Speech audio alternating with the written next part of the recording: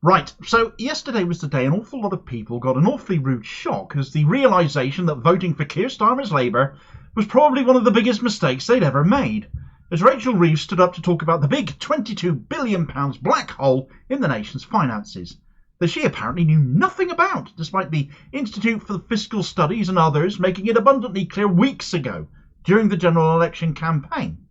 According to Reeves, now the country is broke. The Tories have led us to financial ruin and that we need yet more austerity.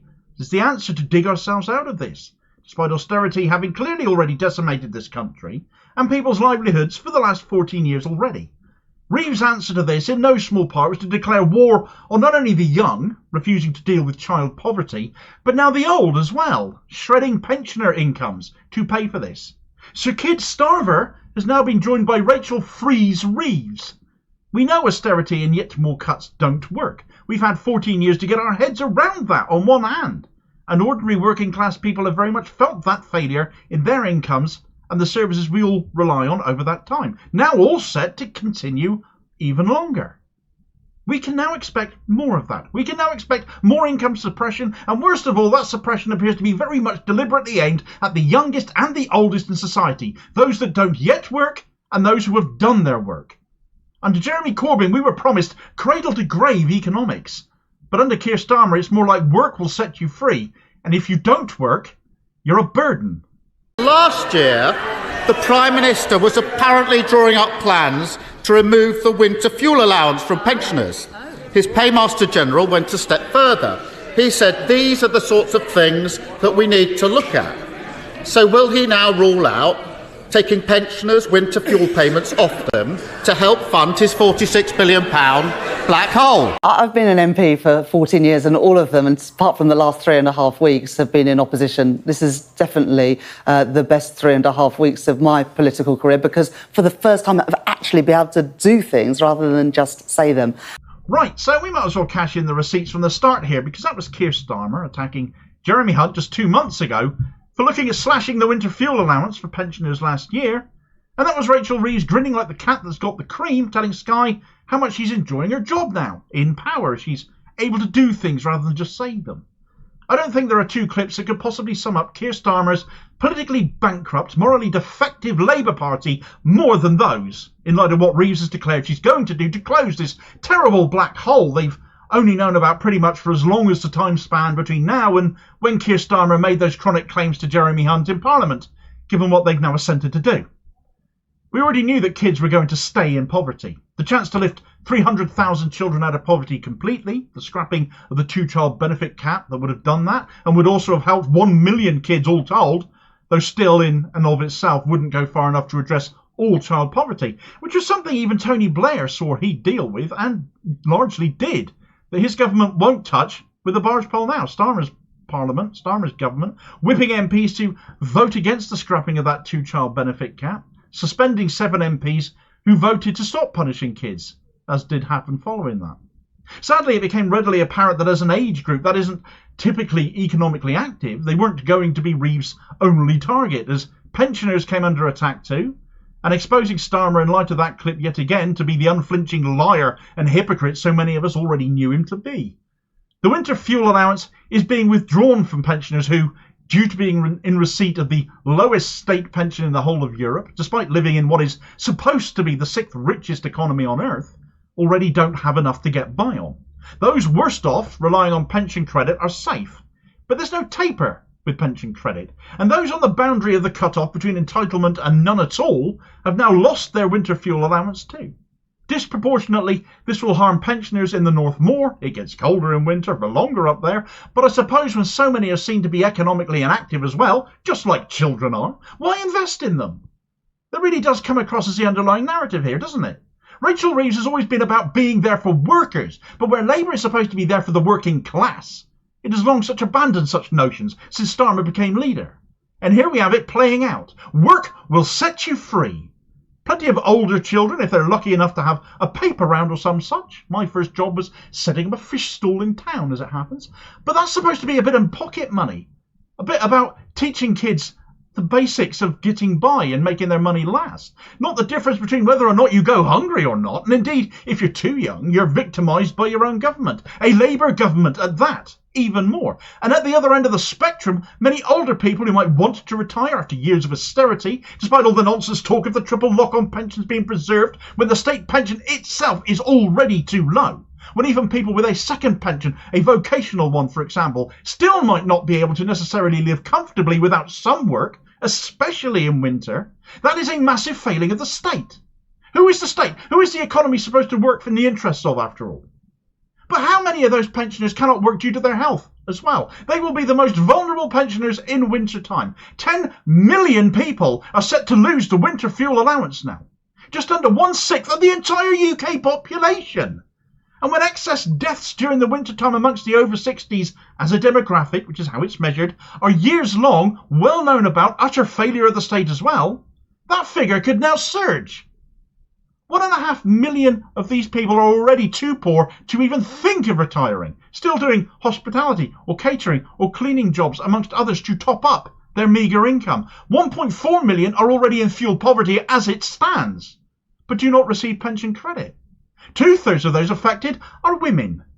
What Reeves has announced on this measure amounts to a death sentence, especially those at the pension credit boundary, and as that clip above showed, she's doing it with a smile on her face. Of that £22 billion black hole that she damn well did know about, because it was public knowledge during the election campaign, so how could she possibly not, running for the office that she was? Pensioners are going to be paying for roughly 1/5 of that alleged shortfall now. Contrast all of this with some of the good news she put out for a moment though. Junior doctors getting the 22% pay increase they've campaigned for, that they absolutely deserve, and many other public sector pay increases of around 5% too. I absolutely welcome that. And people will think this is how it's going to be paid for too. I do not welcome that narrative at all, because this is how people will read it, as being paid for on the backs of starving kids and freezing OAPs though. And I doubt they do either. In truth, the pay rises pay for themselves because of the extra tax revenue raised, both in terms of income tax and people spending. So raising wages is never a bad thing for an economy, and it actually is a very easy thing to always do. Labour will get brownie points for this publicly and in the polls, compared to the Tories who were just pathetic over the issue, and economically ignorant besides. But ultimately, with more cuts besides coming Rachel Reeves' way as well, slashing infrastructure projects, roads, rail, new qualifications to save a bit of money, and apparently she still has some £16 billion to find yet, so what more cuts are to come? Are the rich going to pay for any of this? Well, when Reeves first targets our kids and the elderly, probably not. She made a big thing of saying, if we cannot afford it, then we cannot do it. Well, £3 billion to Ukraine per year for as long as it takes is apparently still affordable. The defence budget being hiked by £10 billion isn't unaffordable. Another £45 million a year for the royal frigging family, we can afford that apparently as well. But off the back of whom? Kids and the elderly, it seems. The least economically active. Work will set you free. Well, not when it's forcibly the difference between heating and eating. Oh, and those energy bills that were promised were going to come down under Labour as well. That would help the elderly under these circumstances, wouldn't it? Some of you might have already thought of that one. Well, they're out the window as well. All from Reeves, who previously had her House of Commons credit card suspended for overspending herself on it without providing receipts to the tune of more than £4,000 as that was, and as previously stated she couldn't get by on her £86,000 a year salary, that comment being made by her only back in January.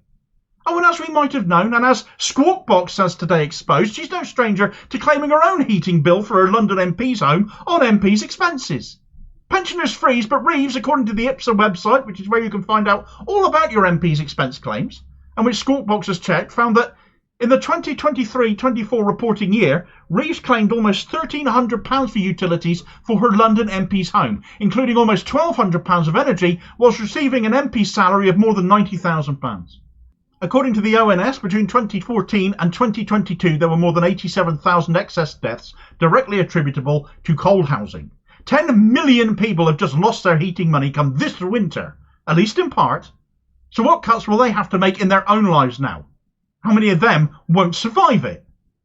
And the worst part of all these cuts is that they are completely unnecessary. A wealth tax of 1% on all wealth over £10 million would fill Rachel Reeves' black hole entirely and leave her with some left over. Why are they not paying for any of this? So many of these people become so fantastically rich because of all of our labour, our work, yet the wealth created doesn't get shared equally. Why should they not pay their share when they have so much more? We can afford a wealth tax. It is a choice Rachel Reeves is making to not do so, preferring to target the economically inactive amongst the working class, children and the elderly, when so many of the wealth in this country, the wealthiest in this country, whose wealth sits there and does nothing, is the ultimate example of real economic inactivity. They get called the wealth creators, but they don't create it, not without us. They didn't get rich without us, and they ought to pay their way too. 1% on all that wealth, and we're talking wealth over 10 million, not below that, isn't asking very much at all, isn't unreasonable, but it's apparently far too much for Rachel Reeves. Only the Green Party has repeatedly called for this and stood on it as a policy in their election campaign.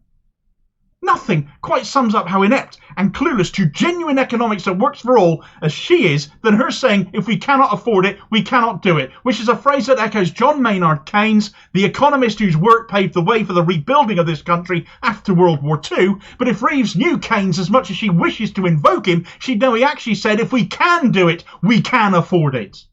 We have the NHS, the welfare state. We had a house building boom even, because of that, because of his economics, because of his vision, because of a Labour Party that was genuinely for working class people, where today it is just another Tory party. And more people, I hope, are finally going to start waking up to that.